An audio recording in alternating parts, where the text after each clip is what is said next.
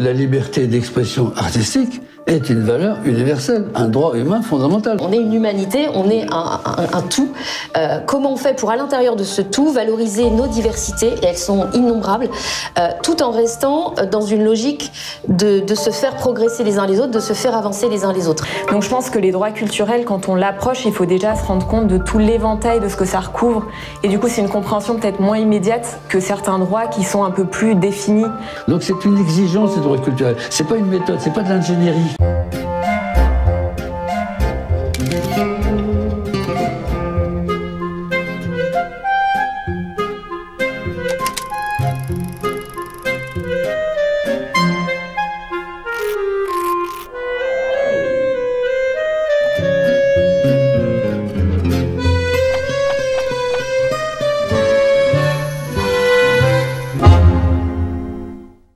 Bonjour et bienvenue sur Profession Culture. Aujourd'hui, place aux droits culturels.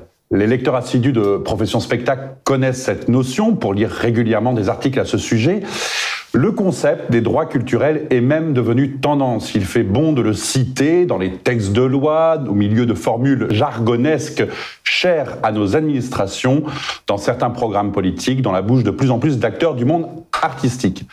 Alors, à regarder de près, il sert parfois à justifier tout et son contraire, dès lors que la culture n'est comprise que dans le sens des arts. Or, la culture, dans l'esprit des droits culturels, c'est bien plus qu'un secteur professionnel, qu'un marché ou des objets. Ce sont des personnes, des relations, des modes de vie, des croyances, des valeurs, des convictions, des traditions, des institutions, bref, tout ce par quoi une personne ou un groupe exprime son humanité. Ce sont les mots de la Déclaration de Fribourg en 2007. Après avoir été inscrits dans 4 lois françaises, les droits culturels ont acquis leur existence légale. Le temps n'est donc plus à leur reconnaissance, mais à leur incarnation concrète dans la société, à leur mise au travail au cœur même des politiques publiques.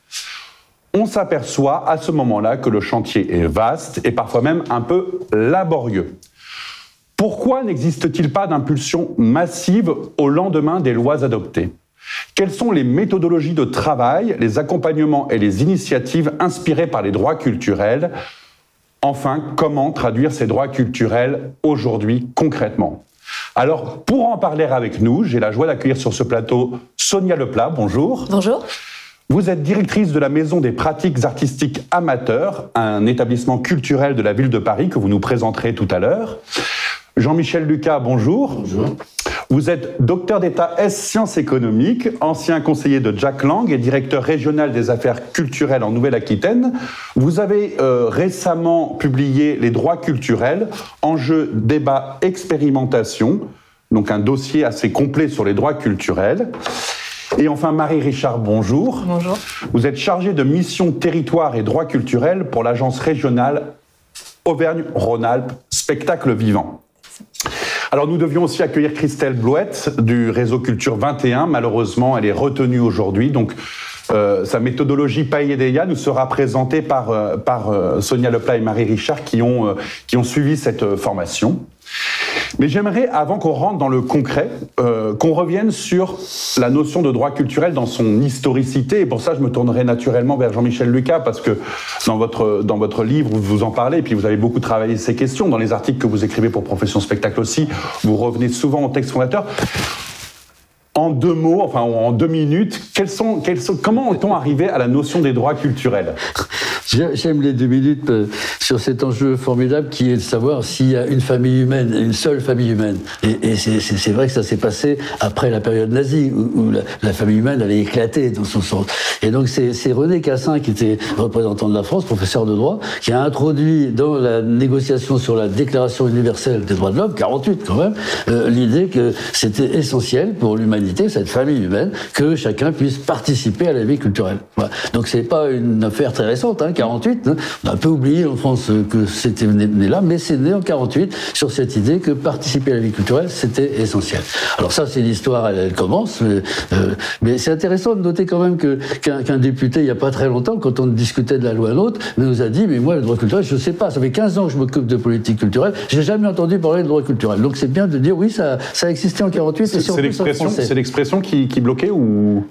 Je veux dire, est-ce que non, c'est le référentiel des droits humains fondamentaux qui était inconnu. Il l'est encore. Parce que quand je fais des formations, je demande toujours, est-ce que vous connaissez l'article 1 de la Déclaration universelle des droits de l'homme? Tous les êtres humains naissent libres et égaux. Et aussitôt, tout le monde dit en droit. Je dis, attendez, là, vous êtes sur 1789. Vous n'êtes pas sur la même vision du monde.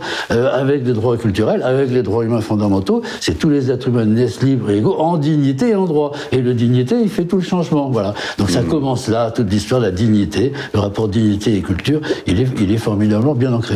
Alors après, l'histoire, on peut la faire, la raconter aussi longtemps qu'on veut.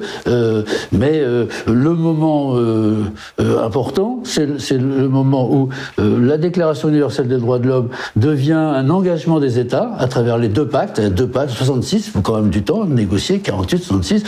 Et donc là, la notion de participer à la vie culturelle devient quelque chose, on va dire, d'engageant, d'obligatoire, sanctionné même. Bon. Et puis après, bon, l'histoire est trop longue, mais le moment clé, c'est 2001, c'est la Déclaration universelle sur la diversité culturelle de l'UNESCO. Et de l'UNESCO, qui est un texte absolument fabuleux, qu'on a oublié, hein, il a 20 ans. Donc, mais personne n'a fêté les 20 ans de la Déclaration universelle sur la diversité culturelle, oublié, et pourtant c'est un texte clé. Alors d'où il vient ce texte? Parce que souvent on dit oui, c'est un texte. C'est pas du tout un texte, c'est le résultat de luttes. Et c'est un croisement de plusieurs luttes, mais il y en a deux qui sont importantes pour comprendre les droits culturels. C'est tous les intellectuels de la décolonisation, les Senghor, les Césaire, les Fanon, les Glissant, etc., qui se sont mis au travail de négociation pour dire non, la culture, ça peut pas être la civilisation occidentale 18e, c'est pas possible. L'humanité est faite de la diversité des manières de donner sens à sa vie, du moment qu'on pense que l'humanité est une notion collective, commune, quoi.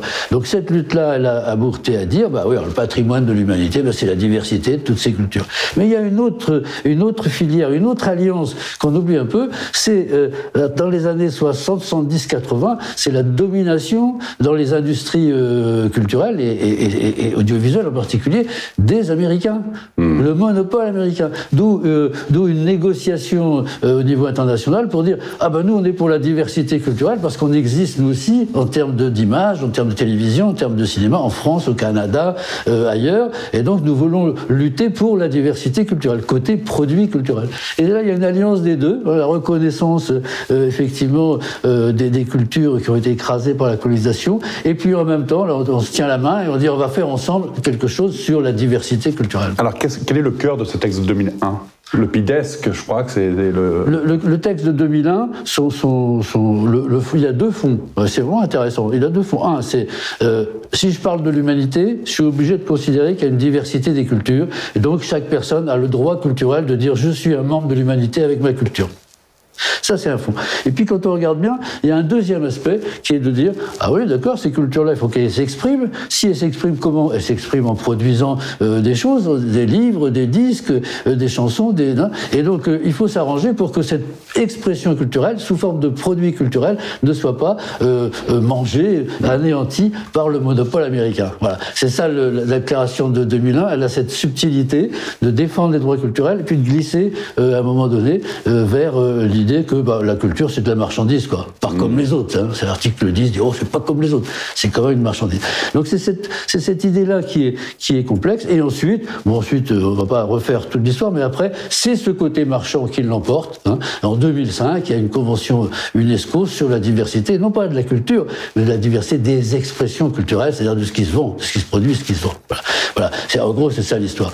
Et c'est là qu'intervient la déclaration de Fribourg que je cite en introduction, qui est un texte qui est à la fois un texte non officiel, puisque c'est une déclaration alors c'est une déclaration qui date de 2007, mais qui est le fruit de 20 ans de travaux. Oui, mais oui, parce que c'est la déclaration de 2001, elle n'arrive pas toute seule, elle arrive parce qu'effectivement il y a vraiment un certain nombre d'acteurs qui sont dans ce milieu-là de l'UNESCO, de l'ONU, qui défendent cette idée que alors comme c'est pas tout à fait clair dans la déclaration universelle, et comme en plus en 2005 c'est l'aspect marchand qui va l'emporter. Eh bien, en 2007, on a la déclaration de Fribourg, un peu en forme de rappel à l'ordre. C'est-à-dire, l'humanité n'est pas faite seulement de marchandises, elle est faite de la diversité des cultures. C'est un texte militant, hein, c'est pas... Quand on dit les textes, ça me gêne toujours. Il y a un élu qui me dit, moi, tu sais, les textes, ça m'intéresse pas, moi, je suis dans l'action, je suis élu, il faut pas...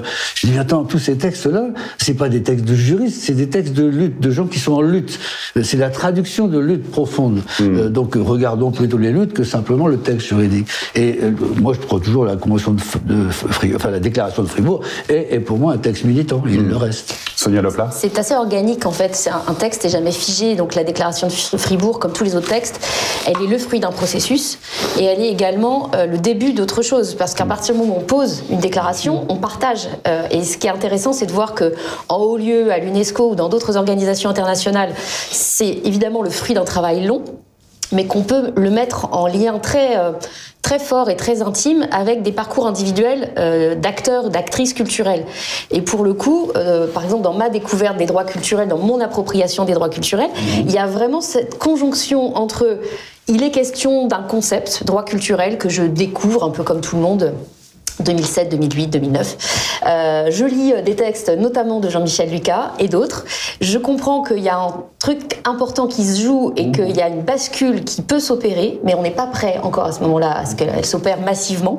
Mais moi, dans mon parcours professionnel, je suis d'abord actrice de terrain associative, puis agent territorial de collectivité territoriale. Je vis une sorte d'épuisement, d'échec répété, d'insatisfaction sempiternelle, de comment on va s'en sortir de ce paradoxe entre la bonne intention de il faut de l'inclusion, de la mixité, que les pauvres aillent au théâtre, je caricature mais c'est quand même ça, et d'un autre côté le sentiment que j'ai choisi ce métier par vocation, par conviction, par militantisme, vraiment on est dans du militantisme, et que les droits culturels en soi n'apparaissent pas du tout comme une recette magique où d'un seul coup on a trouvé une vérité super, on va taper 3 fois sur un chapeau et ça va être génial, pas du tout, mais l'occasion de partager par ces textes-là, mais aussi par des expériences qui commencent à naître sur le territoire français et pas que, de se dire on va se mettre au travail, ça y est, on va enfin pouvoir explorer des choses, on n'est pas très sûr de ce que ça va donner, mais on se met au travail et c'est le début d'une autre ère. Ce qui est frappant dans la question des droits culturels, c'est que donc je parlais de ce manque d'impulsion massive en introduction qui fait que ils ont beau être inclus dans 4 lois françaises depuis la loi NOTRe jusqu'à la loi sur le CNM. On peine à voir le développement concret de la mise au travail des droits culturels. Et dans mon expérience personnelle, sans faire de témoignage, on n'est pas là pour ça, mais il y a un moment où moi les droits culturels est une notion aussi qui me frappait, qui m'intéressait, mais il a fallu un déclic pour moi de compréhension. Et or, je pense que c'est peut-être, j'avancerai l'hypothèse que s'il n'y a pas de prise en compte massive des droits culturels, c'est peut-être parce que on en est resté à des textes qui sont pensés dans des contextes de paix internationale, de dignité universelle, mais que dans la mise en œuvre, c'est pas toujours très clair de comment ça se passe. Vous avez parlé justement de votre fonction, puis de ce moment où vous disiez je lisais des textes, il y avait quelque chose. Quel a été le déclic pour vous ? La reconnaissance du sensible, en fait. La reconnaissance de ce qui fait qu'on a un parcours qui est forcément individuel, qui est forcément marqué par notre contexte qui n'appartient qu'à nous. Donc finalement, c'est Patrice Meyerbeer qui décrit, qui fait ce parallèle très souvent entre la culture et la peau, la culture au sens anthropologique, donc tout ce qui nous constitue dans notre parcours, dans notre vie, à l'intérieur comme à l'extérieur, c'est-à-dire nos interactions, nos communautés, nos liens. Cette idée de la peau, c'est à la fois tout ce qui nous contient, tout ce qui nous définit, chaque parcelle de moi me définit un peu, et la peau c'est aussi la surface la plus large d'ouverture à l'autre. Donc on va pouvoir communiquer, on va pouvoir se dire on est blanc, on est noir, on parle cette langue, on l'a en commun, on l'a pas en commun, on a des goûts.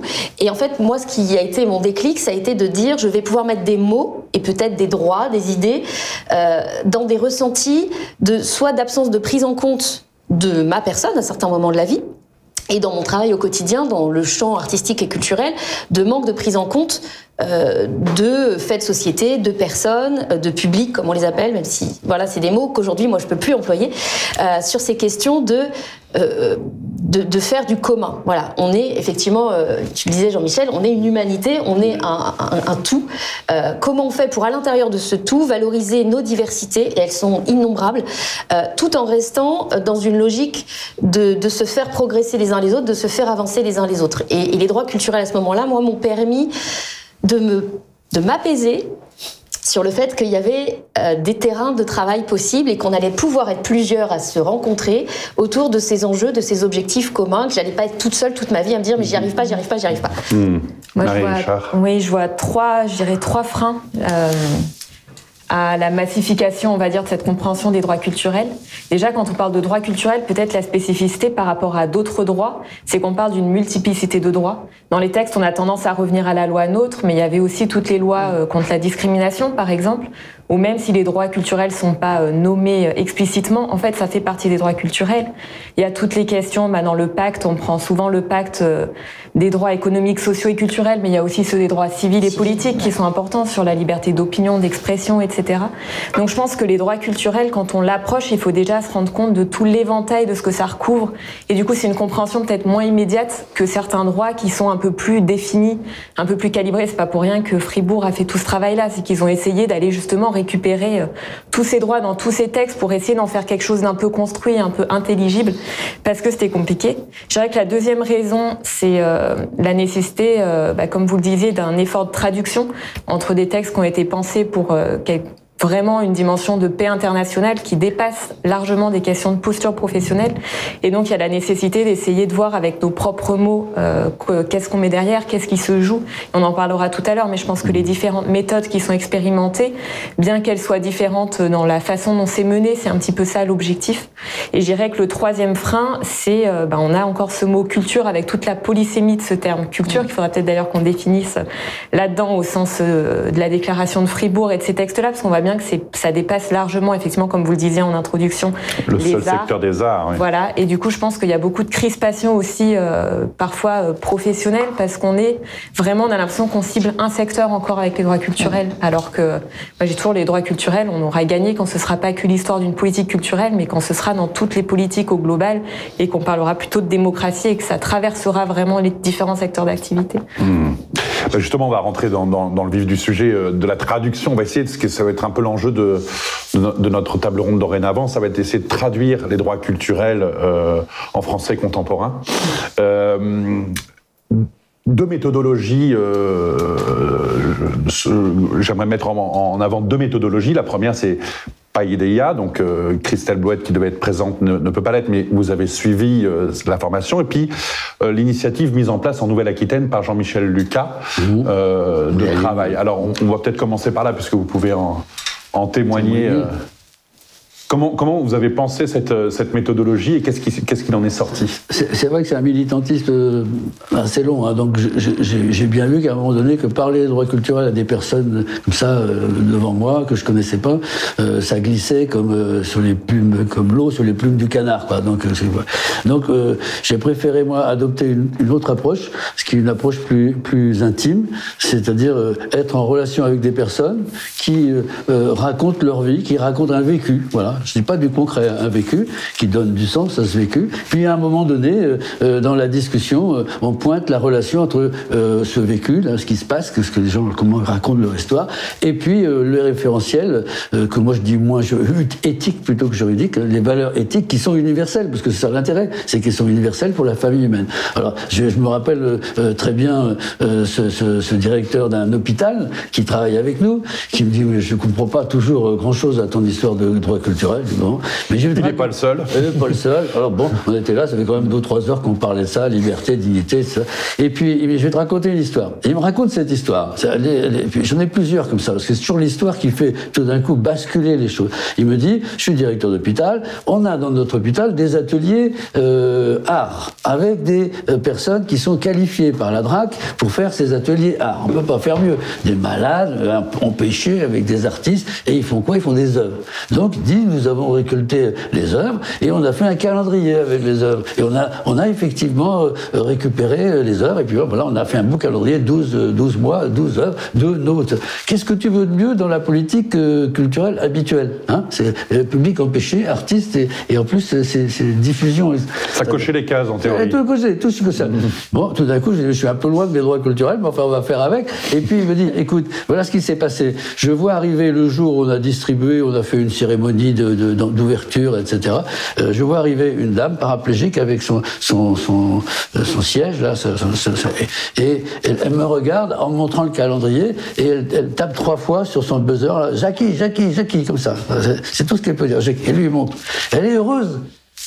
Il comprend pas trop bien pourquoi, et il comprend. Ah oui, d'accord, parce qu'il y avait 3 œuvres de Jackie dans le calendrier. Attends, tu te rends compte, c'est formidable. La personne, en plus, elle est heureuse, elle a du plaisir de voir son nom et ses œuvres sur le calendrier.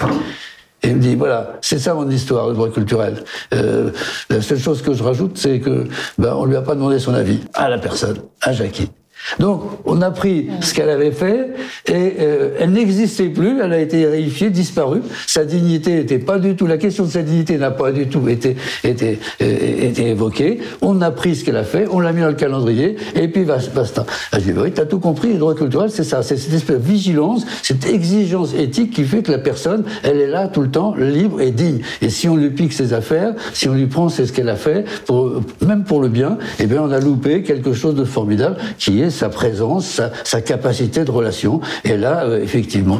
Alors, j'étais assez content parce que, tu vois, on passait de la théorie à quelque chose de vécu, mais il y en a d'autres comme ça, et quelquefois, c'est... Ça, donc ça c'était au sein des groupes de travail. Ça, c'est dans les formations qu'on a fait, mais on a gardé ce modèle. Mais comment ça se passe concrètement, les formations? Les formations, en ce moment, là, ce qu'on fait au laboratoire de transition vers les droits culturels à Bordeaux, avec le soutien de la ville, on est un groupe de 10 personnes, chacun raconte ce qui lui semble bon de raconter sur un thème, sur la mémoire, sur la mémoire, sur la manière de, par exemple, on recueille les paroles des habitants dans les quartiers pour en faire quelque chose, pour en faire des visites, pour en faire, etc.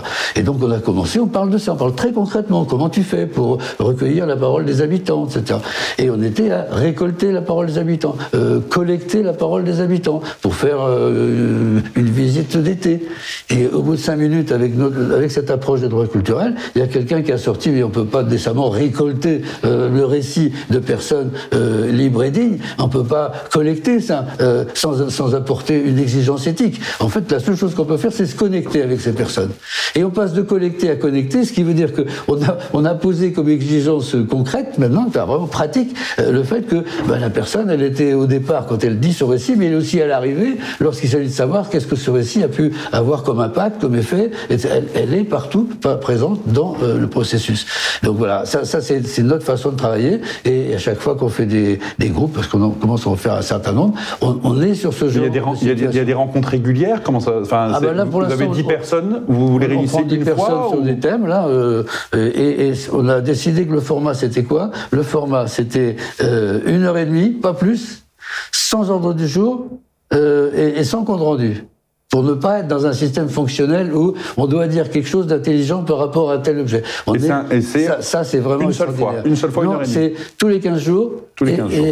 Et donc 6 fois.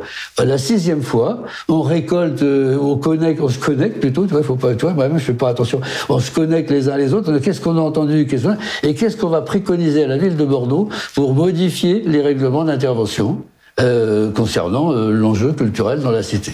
Et donc c'est ça notre challenge. Notre challenge, c'est de proposer à la ville, par exemple, en ce moment on est en train de le définir, donc je ne vais pas aller plus trop loin, mais simplement par exemple l'idée, au lieu de dire je vous finance pour une action, c'est je vous finance pour des relations. Pour les qualités de la relation avec les personnes. Alors, ça passe par un festival ou ça passe par des ateliers. Comment ça se juge, ça? Tu viens travailler avec nous, tu vas voir, c'est très très facile. Mais allez, expliquez-le pour nos spectateurs, ils vont pas tous venir travailler avec vous. C'est dommage parce que c'est un bel endroit. La relation, c'est effectivement être dans une situation où l'autre personne est considérée comme une personne libre et digne. Et donc elle a la parole. Elle a la parole au début, elle a la parole à la fin, elle a la parole dans l'évaluation. Et s'il n'y a pas ça, c'est même pas la peine de financer. Donc ça sera pas très difficile de dire vous voulez de l'argent public. Qu'est-ce que vous avez comment vous êtes pris pour mettre en relation les enfants, etc. On s'est aperçu dans le fameux EAC, 100% EAC, que le consentement des enfants, je veux dire, on l'oubliait, quoi. Tu vois, les artistes arrivent, les enfants, bonjour, voilà l'artiste, on a des tas de témoignages. C'est pas possible. Les enfants, il y a la Convention des droits de l'enfant. Est-ce que vous y avez pensé? Comment vous l'avez approché? Et quelle relation avec les enfants? Et qu'est-ce qu'ils ont surtout à dire en tant que personne? Donc, on est en train de formaliser ça. C'est aussi la suite du travail. Nous aurons dans 2 semaines une table ronde sur l'éducation artistique et culturelle dans sa pratique. Le 100% EAC, c'est une catastrophe, quoi. Je veux dire, ça n'a pas le droit de faire ça. Et donc voilà. Donc rendez-vous quand les règlements d'intervention de la ville de Bordeaux auront changé. Ce ne sera pas difficile de voir que on a renversé. C'est plus l'action qui est financée. On ne sait pas quel sens a une action, quelle valeur elle a. C'est du bluff, quoi. 50 000 personnes, ça peut être de toute façon nul pour l'humanité, alors que 10, ça peut être génial. Donc c'est renverser l'enjeu politique à partir des enjeux éthiques, liberté, dignité, capacité. Et l'autre méthodologie, donc, c'est Paideia. Donc, je me tourne vers vous. Christelle Bouette, donc, n'est pas là pour l'expliquer, mais vous l'avez vécu de l'intérieur en tant que praticienne. Alors, est-ce que vous pouvez nous expliquer en 2 mots, je ne sais pas qui, la méthodologie, et puis après, comment vous l'avez appliquée à vos différentes structures? Alors, je veux bien dire un petit mot sur l'histoire, du peu que je la connais en tout cas, de la méthodologie, parce que c'est aussi le fruit d'un processus long. Et en rebondissant sur deux choses essentielles qu'a dit Jean-Michel, c'est la question de la prise en compte des personnes qui parlent, et donc de prendre sa part en tant que soi-même là où on est. Donc ça, c'est vraiment la base de ces méthodes. Et la question de l'évaluation. J'y reviendrai plus tard, mais qu'est-ce qu'on pose au départ et qu'est-ce qu'on va pouvoir mesurer à l'arrivée si on a posé des choses qu'on voulait mesurer. Et Paideia, ça a été... alors, ça me fait bizarre de parler à la place de Christelle, mais en gros, 4 départements en France, dans les années 2010-2011, ont commencé à se concerter et à réfléchir dans une crise majeure de la vie des départements, puisque remise en question de l'existence... Quand vous dites département, vous parlez de conseils départementaux? De conseils départementaux. Donc il y avait la Gironde, le territoire de Belfort, l'Ardèche et le Nord, qui dans des chemins différents, des trajectoires qui étaient bien les leurs, ont décidé de s'associer pour travailler ensemble sur une méthodologie qui n'existait pas, qui a été mise à l'œuvre et créée à ce moment-là, donc Paideia, qui est en fait une recherche-action qui permet aux gens de travailler dans leur territoire, donc chaque département, sur des sujets qu'ils ont identifiés, et d'entrer en connexion permanente ces 4 départements-là pour échanger sur leurs constats et repartir, de mettre au pot commun collectif ce à quoi ils étaient arrivés pour repartir de là et continuer à progresser. Donc je fais ça, j'ai en tête une toile d'araignée, un peu ça se tisse et ça fait du commun.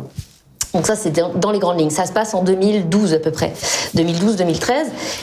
Et je passe toutes les étapes un peu politiques, compliquées, les changements de couleur, etc., politiques, après, en 2015, etc. Mais en gros, ce que ça marque, c'est la capacité de se mettre au travail en grand nombre sur des enjeux de politique publique. Et comment cette méthode Paideia va questionner nos pratiques, alors en l'occurrence professionnelles, mais à la MP2A en ce moment on se dit que c'est nos pratiques en général, nos pratiques artistiques, nos pratiques sociales, nos pratiques, voilà. En l'occurrence, là, c'est parti des pratiques professionnelles, dans des champs bien plus ouverts que les champs artistiques et culturels. Donc, les services culturels étaient partie prenante, mais aussi des services liés au social, à la santé, à l'urbanisme, à tout un tas d'autres services. Donc, c'est intersectionnel. C'est intersectionnel. Et ça reposait à la base sur des groupes de personnes, pareil. Donc je crois que c'était une 40aine par département qui eux-mêmes étaient chargés d'animer des groupes de plusieurs dizaines de personnes. Ce qui fait que dans les moments un peu de rassemblement touti, il pouvait y avoir plusieurs centaines de personnes qui travaillaient. Mais alors, et la clé, j'y viens, c'est l'étude de cas. Comment on analyse notre pratique au prisme des droits culturels, donc en décortiquant un peu les 8 droits, donc d'abord de manière un peu théorique, les 8 droits culturels de la Déclaration de Fribourg, effectivement, de se dire comment résonnent ces 8 droits au regard de ma pratique. Donc il y a d'abord une étape de description de la pratique qui au départ est très difficile parce que c'est comme le récit, c'est au début on ne sait pas quoi dire, on est là, moi je fais ça, puis on minimise beaucoup nos interventions et nos responsabilités dans ces moments-là. On n'a pas l'impression que dans tel dispositif artistique, finalement on a décidé beaucoup de choses, parfois seul, parfois ça nous a malmenés aussi. c'est pas que bien l'autonomie et la responsabilité. Et donc, ces différentes étapes de récit permettent déjà de prendre conscience de notre responsabilité, de notre part de travail et d'action. Et puis, comme c'est partagé, il y a des temps individuels de récits personnels, mais aussi de temps de partage dans ces instances de travail qui permettent d'aller questionner les 8 droits, donc identité, diversité. Ouais. Enfin, je peux les citer. C'est bien de les citer quand même. Je peux les citer, je peux le faire ou pas. Donc, l'identité, c'est choisir et respecter son identité culturelle, connaître et voir respecter sa culture ainsi que d'autres cultures. Donc là, c'est la diversité qui est à l'œuvre. Accéder au patrimoine culturel et, in fine, on le verra aussi, contribuer à former les patrimoines de demain, se référer ou non à d'autres communautés culturelles, à une ou plusieurs communautés culturelles, et pouvoir changer d'avis. C'est aussi important de pouvoir faire ce chemin dans l'autre sens. Participer à la vie culturelle, avec tout l'enjeu de participer au sens très large, être là, prendre sa part, donner sa part. S'éduquer et se former dans le respect des identités culturelles, et s'informer et informer, donc droit à l'information, et participer au développement de coopération culturelle. Donc je vais très vite, ça ne veut rien dire une liste comme ça à la Prévert, qui paraît à la Prévert, mais dans les travaux, et Marie, tu peux me compléter, mais on est vraiment dans l'appropriation de ces droits. C'est-à-dire, qu'est-ce que ça veut dire vraiment pour moi, identité ? On va rentrer vraiment dans le vif du sujet. Est-ce que vous pouvez nous dire, donc maintenant concrètement, vous, comment vous l'avez vécu ? Déjà, peut-être présenter votre structure, Auvergne-Rhône-Alpes Spectacle Vivant, l'agence régionale, qu'est-ce qu'elle est ? Et puis après, nous présenter la maison des pratiques artistiques amateurs. Oui, alors en un mot, donc Auvergne-Rhône-Alpes Spectacle Vivant, c'est une association, donc avec des adhérents, une association, tout ce qu'il y a de plus classique, qui est financée par la région à 2/3 et par la DRAC à 1/3. Et nous, on travaille dans l'écosystème, on va dire, du spectacle vivant, donc ce qui touche de près ou de loin au spectacle vivant, donc avec des lieux, des compagnies, mais aussi des collectivités, des tiers-lieux maintenant culturels aussi. On essaye de voir un peu large.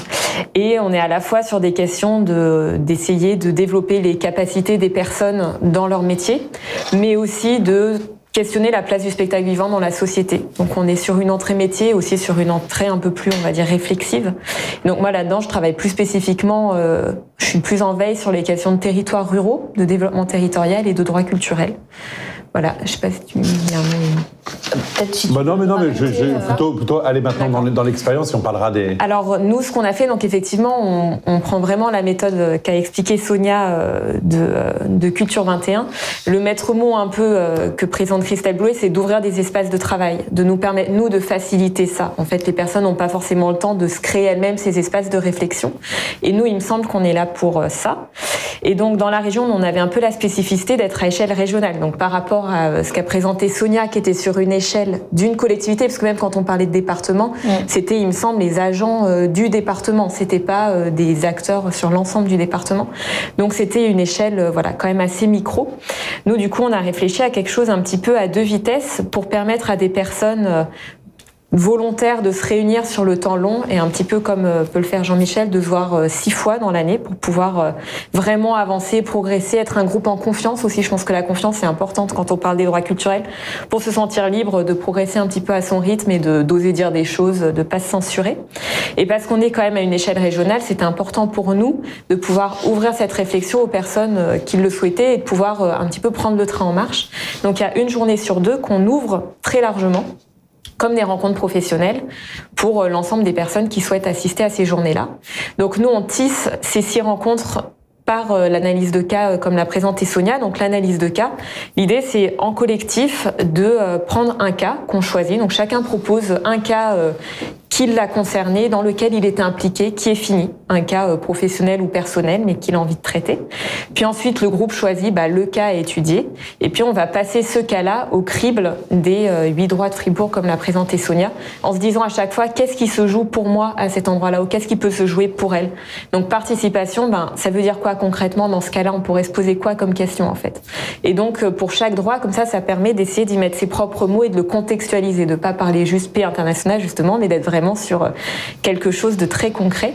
Ça, on va dire que c'est l'aspect collectif. Ensuite, on invite aussi, et c'est ce que fait le réseau Culture 21, à faire des analyses plus individuelles. On peut aussi, alors moi je parle d'une sorte de psychanalyse, mais on peut aussi avoir cette trame et on peut soi-même choisir un cas, faire le récit et se dire pour nous ce qui se joue à chaque endroit. Et ensuite, par exemple, concrètement, un exemple d'une pratique qui existait avant ces 6 rencontres et qui est modifiée. Un exemple très concret. Qu'est-ce que ça peut apporter en fait? Alors moi je peux parler que du mien par exemple, parce que je vais pas parler de cas d'autres personnes plus anonymes, mais moi j'avais travaillé sur une rencontre professionnelle, ce qu'on en organise, et c'est le cas d'école que j'ai fait en formation. Ce qui est intéressant, c'est qu'on se rend compte de toutes les parties prenantes déjà, en fait de toutes les personnes, ça va de nos collègues aux personnes qui sont présentes, aux traiteurs, enfin vraiment on pense largement. Et moi je me suis aperçue par exemple qu'on avait différentes façons d'animer, des outils d'animation, qu'il y avait des choses qui pouvaient être plus ou moins bien perçues, et si c'était à refaire. C'est-à-dire qu'en gros, dans votre travail, c'est prendre en compte tous ceux avec qui vous collaborez, ouais, et d'essayer d'améliorer chaque relation de telle sorte que vous puissiez, jusqu'au traiteur, savoir comment vous pouvez mieux le considérer, respecter sa dignité. C'est vraiment un changement de... C'est pour tout le monde, ouais. C'est une éthique relationnelle, en fait. Relationnelle, mais aussi à soi-même. Je trouve que les droits culturels, ils s'appliquent aussi à soi-même. Il ne faut pas oublier les siens aussi. C'est pas que ceux des parties prenantes. Mais je trouve qu'effectivement, ça permet vraiment à la fin de ça de brasser. Et donc là, c'était Anne Aubry à Culture 21 qui faisait ce travail un peu de réponse psychanalytique, qui pose des questions très neutres en fait, du type mais qu'est-ce que tu entends par là, c'est-à-dire qu'est-ce que tu trouves de positif et de négatif, et soi-même on revient dessus et on avance. En fait, il y a cet aller-retour qui nécessite un temps long, et c'est pour ça que c'est important de se voir plusieurs fois. En fait, c'est vraiment une méthode qui permet de sortir de la bonne intention. On parlait tout à l'heure des publics, alors on a mis les publics empêchés, on a coché les cases, on a fait un pot, on a fait une expo. Oui, on s'est fait plaisir à soi, surtout, en fait, quand on fait ça. Et quand on dirige des politiques culturelles aujourd'hui, que ce soit dans des agences, des établissements, des collectivités, on répond à un modèle qui est le même et qui est rarement remis en question.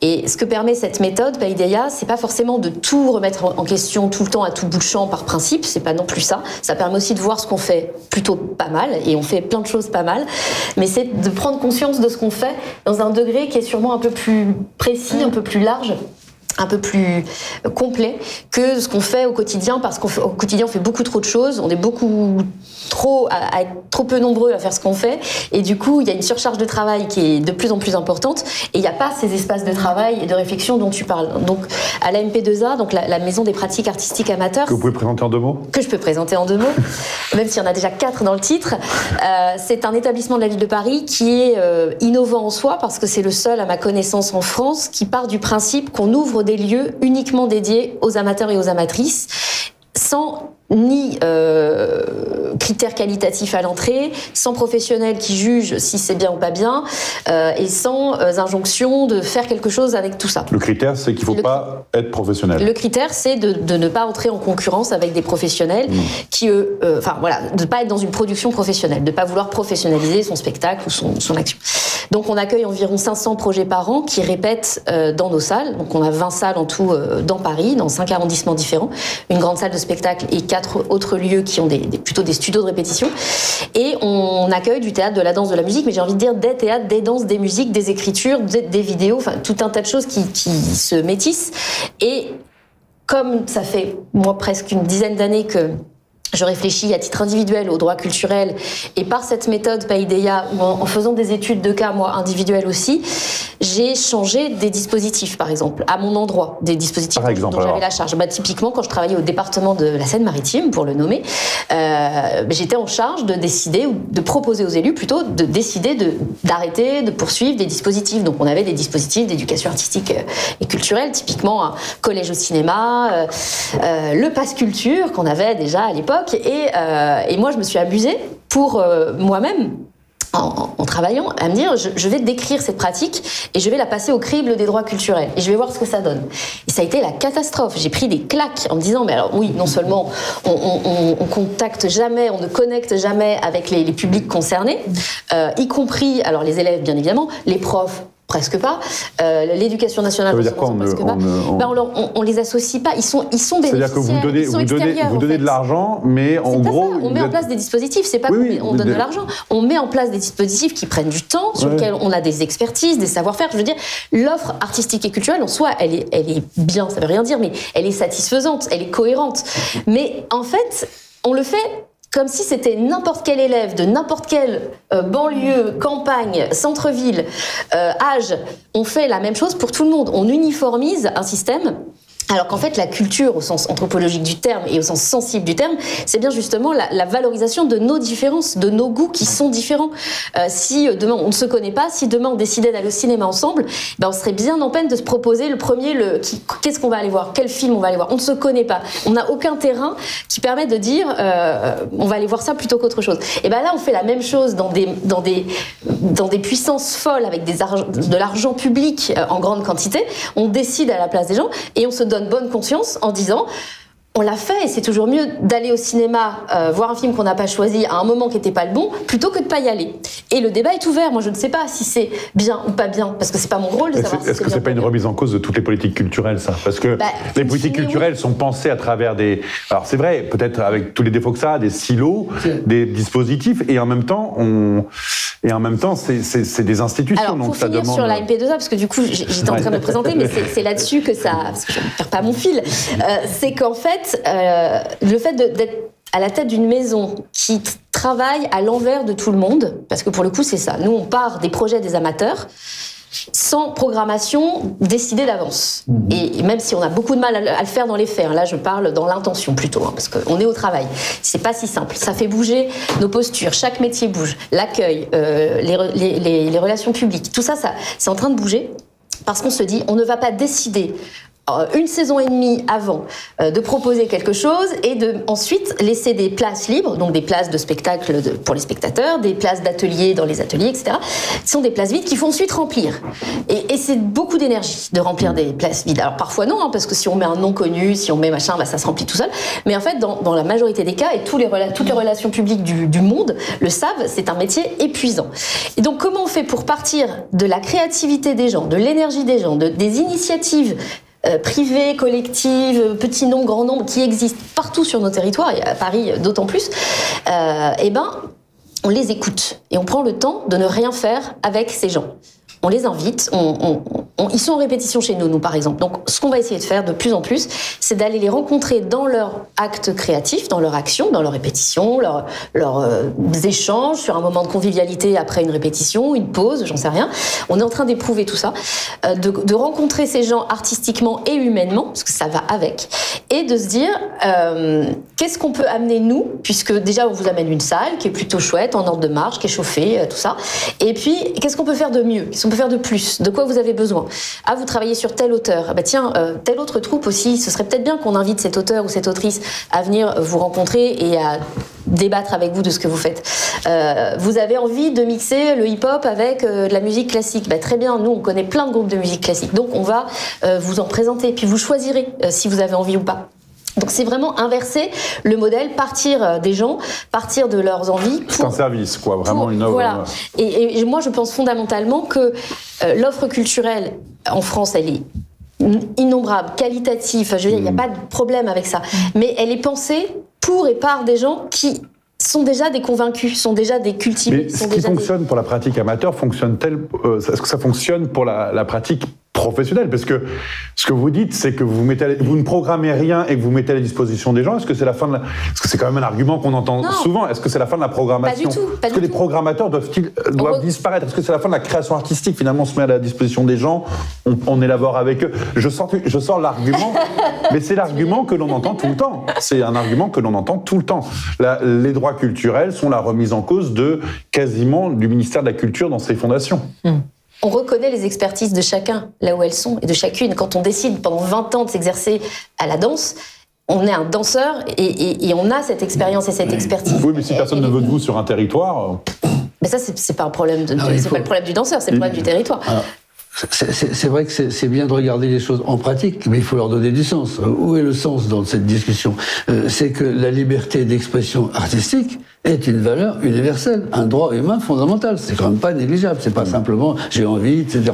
Et dans cette liberté, il y a les pratiques des personnes qui ne veulent pas en faire une profession, puis celles qui veulent faire une profession. C'est quand même, mais ce qui est le centre de faire humanité ensemble avec le droit fondamental de s'exprimer artistiquement. Ça, c'est l'entrée. Voilà. À partir de là, quel est l'enjeu pour des professionnels comme vous, comme moi maintenant, de temps en temps, c'est de permettre aux personnes de gagner dans leur liberté, de gagner leur liberté réelle, d'avoir plus de liberté de choix. Donc il faut être accompagné. On ne sait pas la liberté, c'est pas un concept comme ça en l'air. Il faut que ça soit un contenu. Donc c'est liberté de faire tel choix ou tel choix. Il faut être accompagné. Donc c'est ce qu'on a appelé, nous, dans notre étude en Nouvelle-Aquitaine, l'accompagnement de qualité qui suppose une relation.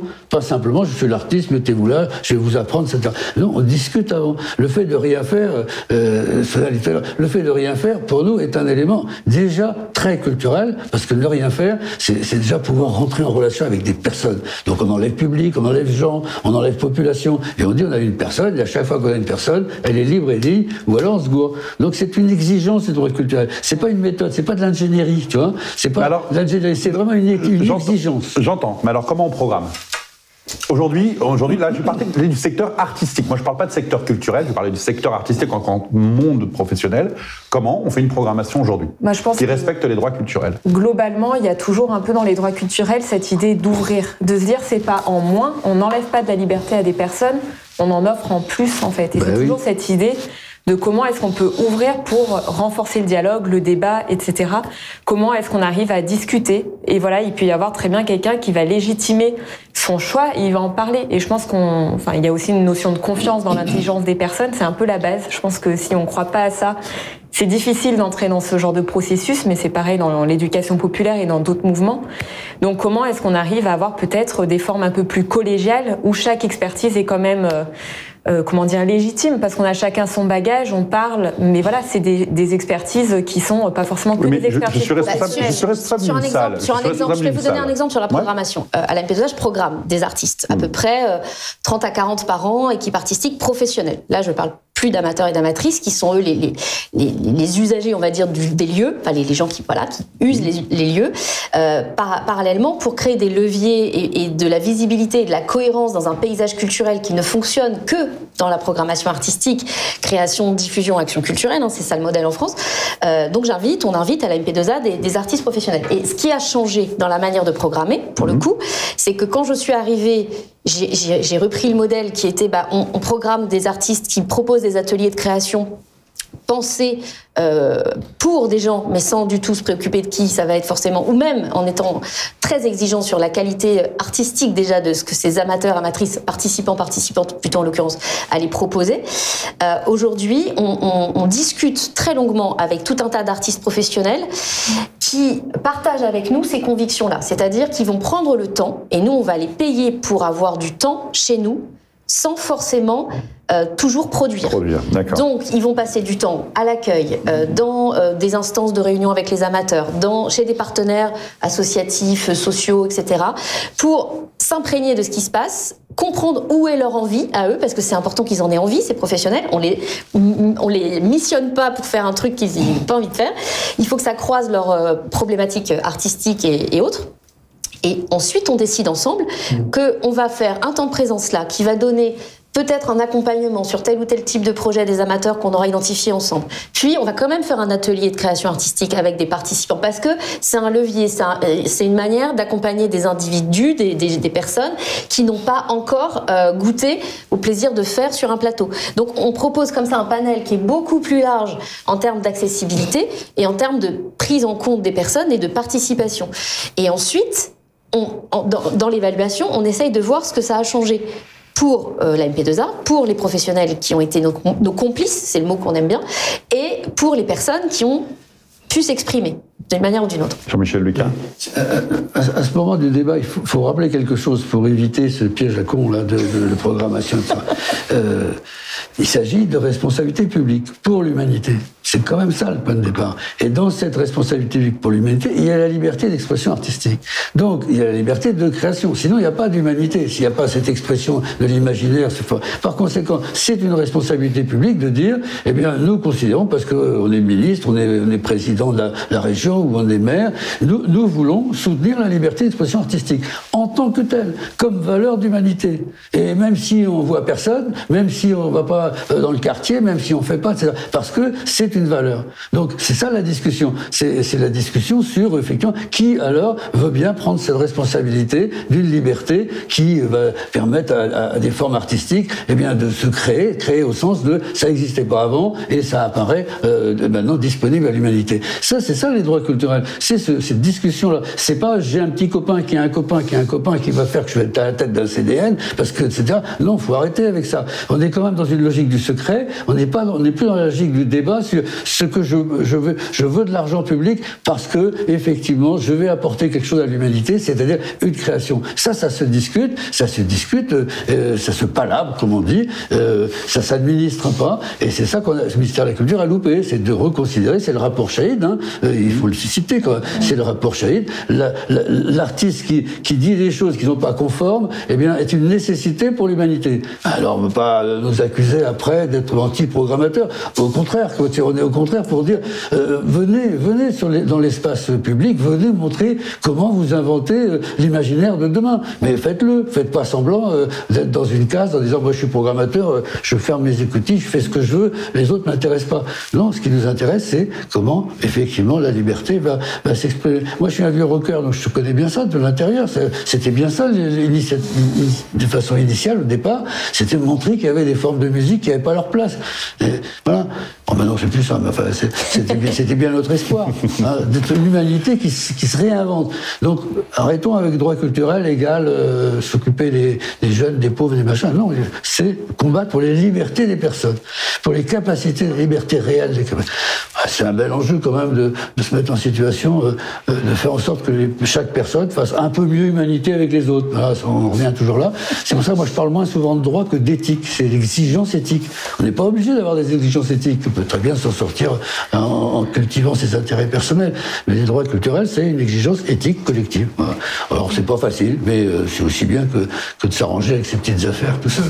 Mais c'est pour ça, il me semble qu'au-delà, on essaye toujours de chercher des exemples concrets. C'est pas évident parce que pour savoir si un exemple est probant, il faudrait justement voir si les parties prenantes, comment elles l'ont vécu, etc. C'est hyper difficile. Moi, en fait, c'est une démocratie toujours à l'œuvre. Hein. C'est ça, et c'est des questions, je pense, de posture et de questionnement éthique. Moi, je rejoins complètement ça, et que ce soit les méthodes qu'on a présentées, je pense que l'enjeu, à la fin, c'est de repartir avec des questions. Et dans les exemples un peu concrets, je me rappelle à Paideia, il y avait des témoignages de collectivités où moi, j'étais un peu déçue. Je les entendais, je me disais, mince, quoi, ils ont fait vachement de boulot, et à la fin, changement de politique, on a l'impression que toute cette politique en faveur des droits culturels, elle a été balayée. Mais sauf que ce qu'on voit après, c'est qu'en fait, toutes les personnes qui ont fait partie de cette démarche, elles ont ces questionnements et ces postures en elles, et que partout après où elles vont, il y a ces questions qui viennent, et il y a cette démarche qui est encore là, et sur lesquelles on peut toujours progresser. Je pense qu'on ne fait jamais des droits culturels sans le savoir, et qu'il suffit de s'arrêter là. Moi, il me semble, on voit bien que c'est un idéal à atteindre, et que cet idéal, tous et toutes, on peut toujours progresser là-dedans. J'ai une dernière question, parce que malheureusement, le temps presse. Je peux me dire quelque chose. Parce que, alors, en une minute. Non, c'est même pas une minute. Dans cette idée de relation de personne à personne, il n'y a pas d'idéal, c'est-à-dire de monde de bisounours où tout le monde s'entend. On va dans le conflit nécessairement. Donc dès le départ avec les droits culturels, on sait que ma façon de voir le monde, ça ne sera pas la même que l'autre, même si on arrive à s'entendre. Donc la question des libertés rivales, la question de la gestion des écarts entre les uns et les autres est au fondement d'une politique de droits culturels. Enfin, tu vois, gestion pacifiée des écarts. Et bien il n'y a pas beaucoup de gens qui acceptent ça, de considérer qu'il faut un dispositif où on va écouter les différences, les écarts, ça va friter, mais c'est ça la démocratie. La démocratie, c'est une société qui se sait diviser. Donc voilà, c'est pas moi ça, c'est du Ricard. Carton. Pour finir, donc si vous deviez citer un chantier aujourd'hui pour les droits culturels, un seul, on est obligé de se concentrer, un seul, ce serait lequel ? pour moi, il n'y a plus qu'un seul chantier, c'est de permettre à un certain nombre de personnes d'être des acteurs des droits culturels là où ils sont, voilà, et de pouvoir, c'est pas plus que ça, c'est pour pouvoir dire, moi je veux parler aux financeurs publics, je veux parler le langage des droits culturels aux financeurs publics. Alors, c'est ça qu'on est en train de faire, et ben, c'est ça qui est intéressant, c'est que on n'est plus dans un truc qui va s'imposer, on est dans des acteurs qui disent aux élus, ben, il faudrait quand même que vous avanciez dans leur façon de délivrer, et pour ça, il faut partir du vécu de chacun et de mettre un peu d'exigence publique, parce que les élus, ils ont aussi leur responsabilité, c'est de respecter les exigences publiques. Nous, on avance, j'espère qu'on pourra le montrer d'ici peu.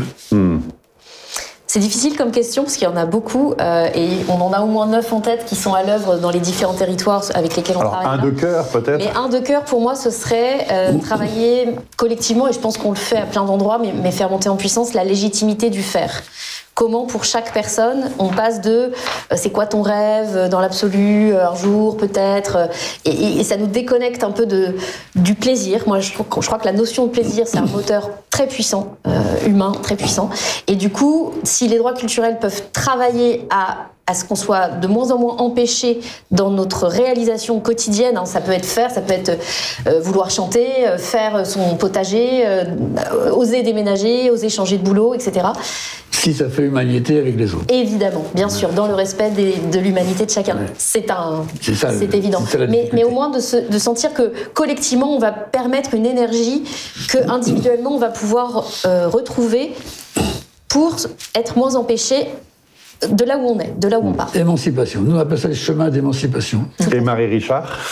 Moi, je me questionne toujours sur la bascule entre justement passer d'un secteur à un système. Et ça, moi, il me semble qu'aujourd'hui, un des facteurs vraiment bloquants, c'est la façon dont la comptabilité publique est faite, et notamment la loi LOLF. Et je sais que la 27e région est en train d'engager toute une... Alors, c'est quoi la loi La loi LOLF, c'est ce qui régit en fait toute la dépense publique avec... Quel est le problème concrètement que vous voulez soulever là ? C'est, disons, qu'on est toujours dans une logique d'efficience de l'action publique, voilà, avec des critères extrêmement précis. Et tant qu'on est là-dedans, on voit bien que les acteurs, ils sont bloqués par tout un système de financement. Et pour moi, tant qu'on n'aura pas fait une bascule à cette façon-là d'envisager la dépense publique, il me semble qu'on aura toujours du mal à faire système et on sera toujours sur des échelles. C'est-à-dire que ce que vous dites, c'est que pour vous, le mécanisme économique empêche les droits culturels de En tout cas, il y a une question qui est politique et qui dépasse largement. On est sur des relations de performance, d'efficacité. Nous, on veut passer aux relations de sincérité. La relation de dignité entre les personnes, elle doit être sincère. On ne lui demande pas d'être efficace. Sinon, ce serait une totalitarisme. On nous a demandé un chantier. C'est un vrai chantier. Merci beaucoup à tous les trois. Je rappelle la parution donc de ce livre, qui est déjà paru, de Jean-Michel Lucas, Les droits culturels, enjeux, débat, expérimentation. Je crois qu'il y a un livre qui s'apprête à sortir. Tout à fait, avec les éditions La Tribu et l'UFISC autour des droits culturels, qui va notamment justement partir de grandes controverses et puis essayer de montrer des exemples de démarches et de questionnements. Il y a notamment Jean-Michel Lucas qui a écrit un article dedans et Christelle Blouet, et ça sortira en juin avec un peu de retard. Voilà. Merci beaucoup. Alors, ma dernière question, qui est la même à chaque table ronde, c'est un coup de cœur artistique, parce que on parle de ce monde culturel dans sa grande étendue, mais ça peut être sympathique de revenir à la création artistique. Un coup de cœur artistique récent que vous avez eu. Donc, Sonia.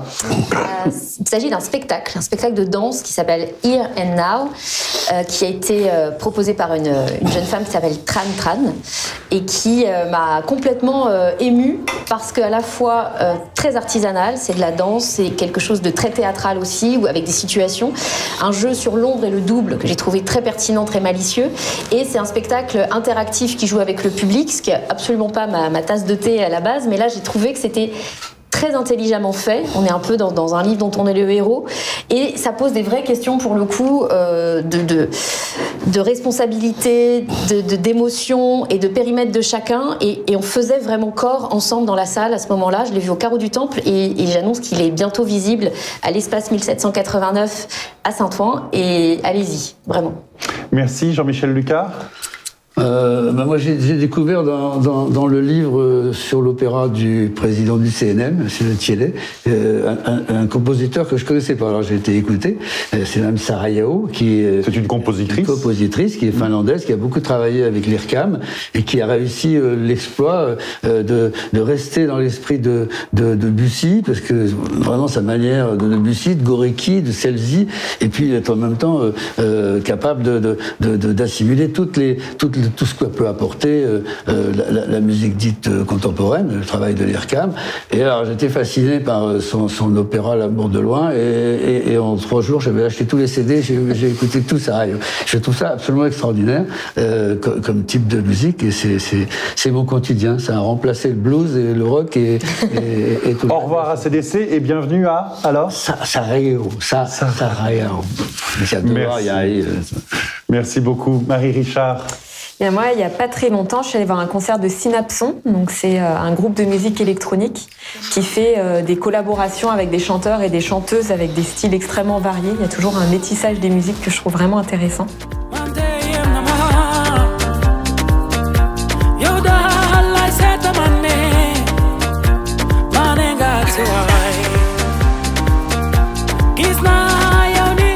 Et là, notamment, le concert, il y avait un chanteur qui s'appelait Las, qui était une vraie découverte. Il a aussi des albums en solo, mais voilà, c'était mon coup de cœur du moment. Merci beaucoup encore à tous les 3. Merci à Yvan et Tony à la réalisation. Merci à Marine Chantegrel, notre directrice de production, à Clément Monnier, notre producteur. Merci à mes collaborateurs Hugues Noirtin et Maïlys Jolin. Je vous souhaite une bonne journée.